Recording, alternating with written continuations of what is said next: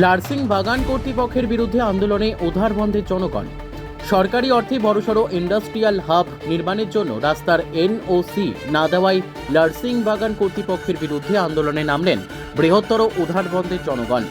বৃহস্পতিবার দুপুরে লার্সিং চা বাগানে 2 ঘন্টার ধর্মঘটে বসেন সচেতন নাগরিকরা। তারা বলেন, ছোট সিঙ্গা বাগানে ইন্ডাস্ট্রিয়াল হাব নির্মাণের জমি পাওয়া গেছে। সবকিছু ঠিকঠাক হয়ে যাওয়ার পর লার্সিং চা বাগান কর্তৃপক্ষ তাদের রাস্তা ব্যবহার করতে দেওয়া হবে না বলে জানিয়ে দিয়েছেন।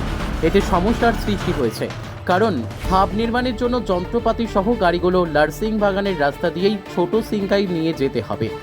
আর এই হাব নির্মাণ হলে স্থানীয় অনেক বেকারের রোজগারের পথ খুলবে। তাই এনওসি না দিলে আরও বৃহত্তর আন্দোলন গড়ে তোলা হবে বলে জানান ধর্মঘটে উপস্থিত জনগণ। এদিন ধর্মঘট চলাকালীন সময়ে বক্তব্য রাখেন মানস দত্ত, দিলীপ কুমার ঘোষ সহ অন্যান্যরা। উধারবন থেকে শিবাজি ধরের রিপোর্ট, নববার্তা টুডে।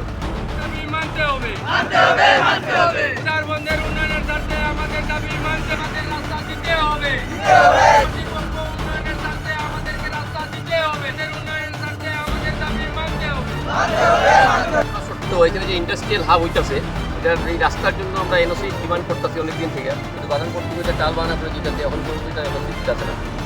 ইন্ডাস্ট্রির একটা হইলে অসংখ্য বেকার সমস্যার সমাধান হইব। এখানে একটা গ্রুপ অফ ইন্ডাস্ট্রি আইব, অনেক অনেক ধরনের ইন্ডাস্ট্রি এখানে হইব। বাগান কর্তৃপক্ষের আমরা অনেক দিন থেকে রিকোয়েস্ট করতেছি এই রাস্তাটা ব্যবহারের জন্য, কারণ জমি সব অ্যালটেড হয়ে গেছে, গভর্নমেন্ট ফান্ডও দিয়ে দিচ্ছে, কিন্তু আমরা রাস্তা যে মেশিনারিসটা আইব ওই রাস্তাটার লাগে আমরা চাই এনওসি চাইতেছি। বাগান কর্তৃপক্ষ ওইটা নিয়ে আমরা কোনো সদুত্ব রকম পর্যন্ত দিতে আসে না। তার জন্য আজকে আমরা এই ধর্ণা কার্যসূচি গ্রহণ করছি, বাধ্যই আমরা এই ধর্ণা কার্যসূচি গ্রহণ করছি।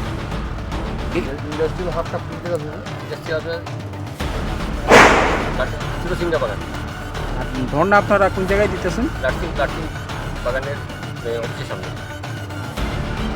পরবর্তী কার্যসূচি কি আপনাদের? যদি আমরা এই ধর্ণা কার্যসূচিতে তারা সনক না লড়ে, যদি তারা এনওসি না দেয়, আমরা এটা দিকে বাধ্য করি। আপনারা কি জেলা প্রশাসনের দৃষ্টি আকর্ষণ করেছেন? হ্যাঁ, জেলা পরিষদের দৃষ্টি আকর্ষণ করছি আমরা। ডিসি আমরা সিএমকে দিব, এমপি দিব, এমএলএ দিব,